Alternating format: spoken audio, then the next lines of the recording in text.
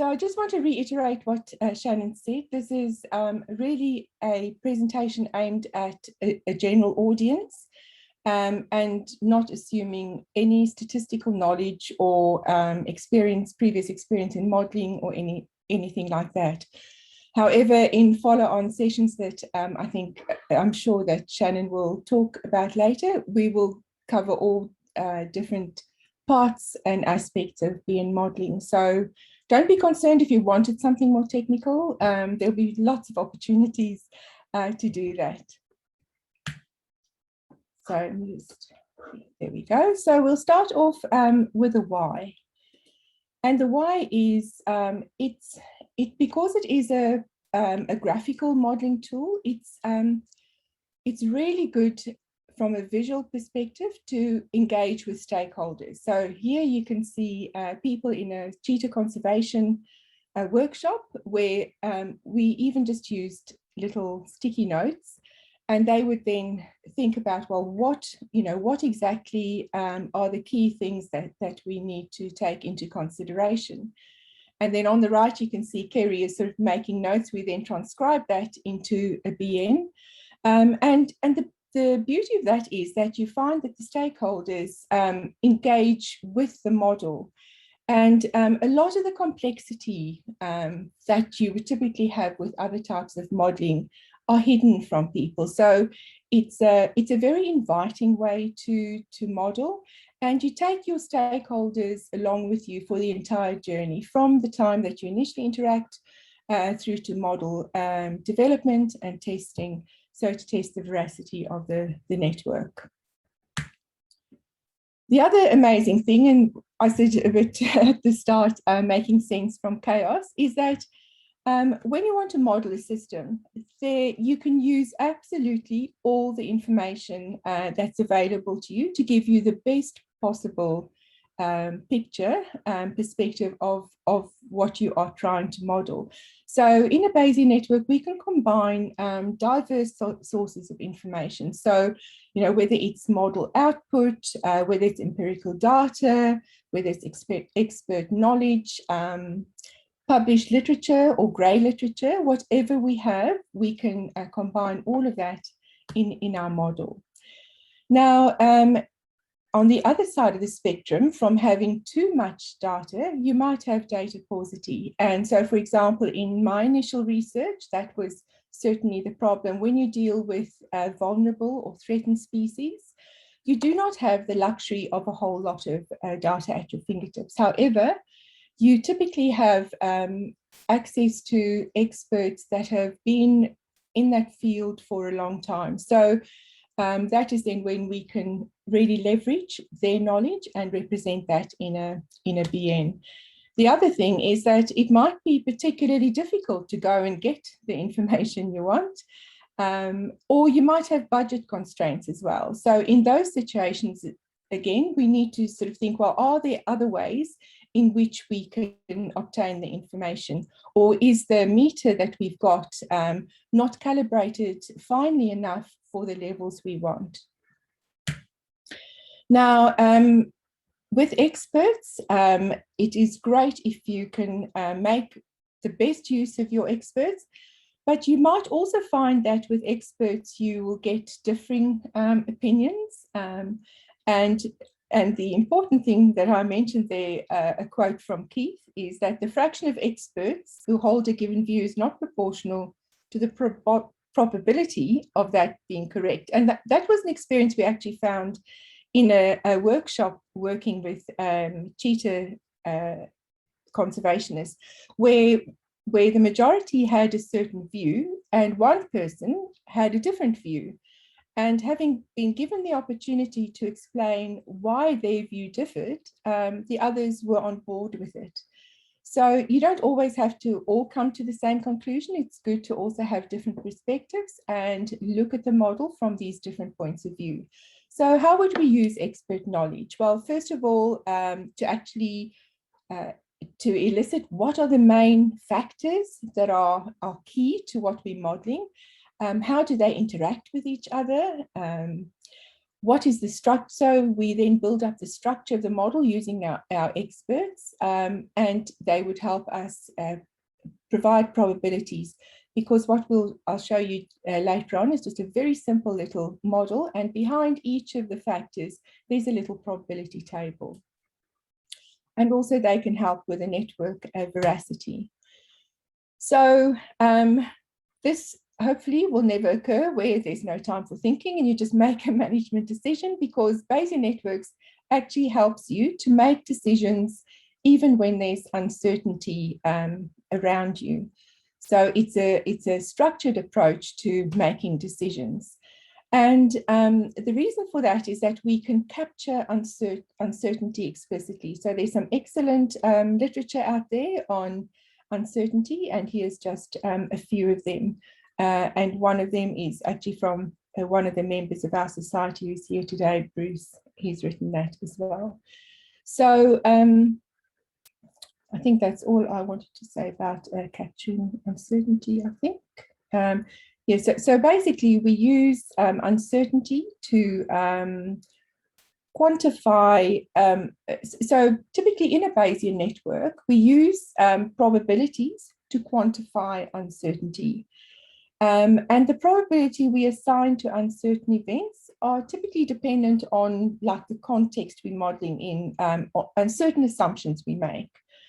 And for some events, we might have a really good understanding. So for example, what's the probability that the next toss of a coin will be heads or tails?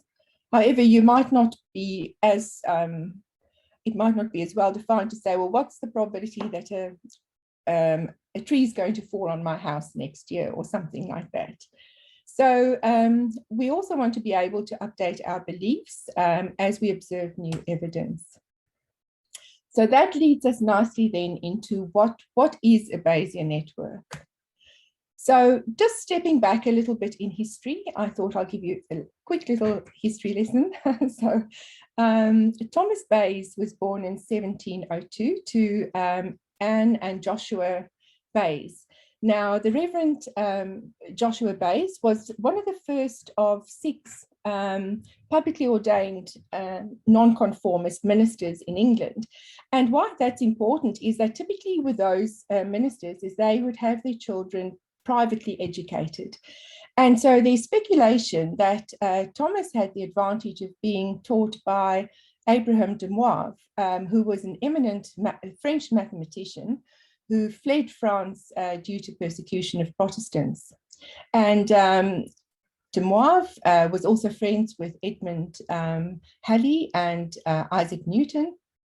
And he wrote a book on probability. I've written it down somewhere what it was called. It's The Doctrine of Chances, a method of calculating the probabilities of events in play. Now, the weird fact about de Moivre is that he actually calculated correctly the date of his death, which is a very odd thing to even want to do. Anyway, so Thomas then became an ordained minister, and then he joined his father initially, and then he had his own, went to the Presbyterian meeting house in Royal Tunbridge Wells in Kent in England. And his good friend, Richard Price, actually published his work after his death. And he presented it to the Royal Society of London. And it's also known as the method to solve the problem of inverse probabilities. And the amazing thing with Bayes' theorem is it enables us to sort of reframe these questions of chance. Because essentially, without giving you the equations, what Bayes' theorem does is you have an initial belief about a probability or an event. So that is our prior belief. Then we will revise our belief as we get new evidence to either support or it might counter the belief we have.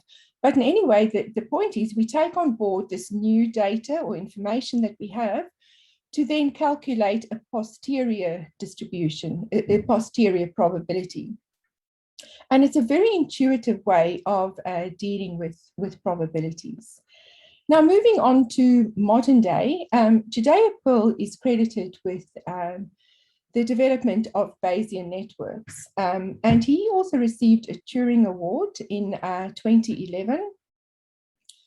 And the simple little Bayes net that he created has been used several times before, and it's great because it demonstrates the key reasoning that you can do with a BN. So even though it's very simple, it actually demonstrates for you what we can do with that. So I'm going to try and do a quick demo here, if I can find, click out of, oopsie, this. There we go. Can you all see that okay? Just yes or no? I'll assume. Sandra, great. Oh, good. Okay, thanks. All right, so let's look then. The way he illustrated it, he said that the area where he lives is sort of prone to earthquakes. So if you've got a house alarm, it can be set off either by there being an earthquake, which is sort of a bit less likely to set off the alarm. A burglary is hopefully going to be pretty sure to set off your alarm. If your alarm goes off, he's got a couple of neighbors, John and Mary. I think Mary tends to listen to loud music, so she might not always hear it. However, John is a bit more reliable. So behind each of these, the probability in his neighborhood of there actually being a burglary is pretty low, only about like 1%. The probability of an earthquake is also a little bit more likely, still a bit not too bad. And then when we go to alarm, what we're saying now here is the sort of questions we ask is, if there's an earthquake and there's a burglary, what is the probability that my alarm is going to go off? And that was about 95%. If there's only an earthquake and there hasn't been a burglary, it's about 29% of the time it will actually set off your alarm. If there's no earthquake and there's a burglary, then it's quite likely to set it off, about 94%. If there's no event, there's a very small chance that there's a defect and it might go off sometimes. Then if we look at these other probabilities, like John calling. So if your alarm goes off, John is a bit more reliable and he will hear it 90% of the time. He's probably maybe working from home and he's bound to call you.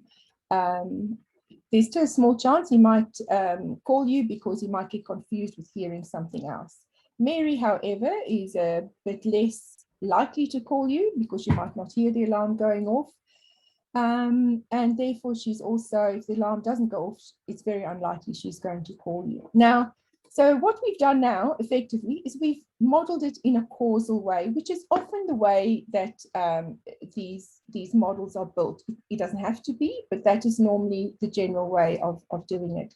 So we can now run this little model, and we can ask certain questions. So we can ask, for example, in a diagnostic way, if there's a burglary, so if I just say, yes, there is a burglary, so I enter evidence in there, you can see now it's saying, what is the probability that John will call me? What's the probability that Mary will call me? And if we look at something else in a more, in a predictive way, for example, we can say, if the alarm goes off, what is the probability that there's been a burglary, and what is the probability that there's been an earthquake? So now we are doing it in a predictive way, so we're reasoning upwards. And the whole idea of this is because, by the way we've modeled it with probabilities, it's like a joint distribution over all of the factors. So if you change one thing, it's going to propagate and affect everything. It's going to go through the whole network there. So that will be a predictive way of reasoning. Now, one thing that's, I think, pretty powerful about BNs is that there's this thing that they call explaining away. So say the alarm goes off and you receive information that there's actually been an earthquake in the area. So we say, yes, there's been an earthquake. What you can see there is a dramatic drop in the likelihood that there was a burglary. So what that means is, By having got that additional information that there's an earthquake, it explains away what we've observed, that an alarm has gone off. So those were the main things I just wanted to show you with regards to what we can do with Bayes nets. Let me see if I can get back to my presentation. So when do we use it? So we can use it in a load of different fields. So for example, in IT, and if you're interested, I've got references for all of these things that are written down there. So for software defects predictions, in space, they used it for NASA Space Shuttle previously, and in criminal and forensic fields, they've used it for criminal profiling, in medical for body sensors, diagnosis and pathology. In environment, I've used it for algal blooms, conservation and pest risk management. In manufacturing, assembling fixture fault diagnosis, and in finance, operational risk modeling, and also other type of BNs that I've worked on is looking at in blockchain on how, modeling Ethereum, and also in other places the fraud, the likelihood of fraud of something. So that was more of a finance one. So basically, when do we consider using a BN? Well, if you've got a complex system with a whole lot of different information, it's a great way of capturing, of using a BN to represent a complex system. And as I said previously, you're able to sort of abstract away some of the complexity. It also gives us insight into potential knock-on effects. What if something changes? How is that going to affect other parts of the system? And it enables us to capture expert knowledge, which is very important. So the knowledge that's in the heads of your experts can actually be captured there for posterity in a BN. And we can represent uncertainty. We can explicitly represent uncertainty in the model, which I think is pretty powerful. Make our decisions under uncertainty. And lastly, I think, which is very important to me, is that we can actively engage with our stakeholders throughout the whole process. So over to Shannon now, and I hope that you'll leave with enough questions that you'll join our follow-up webinar sessions, which will cover everything BN related. Thanks, Shannon. Fantastic. Thank you, Sandra. I really enjoyed the demonstration that you gave us. As someone who works occasionally with non-technical people, it's really helpful to see how these can be used in an interactive sense to communicate messages. So I really appreciated that. Thank you. Thanks. We have a few things that are coming up in the life of our society that you may be interested in.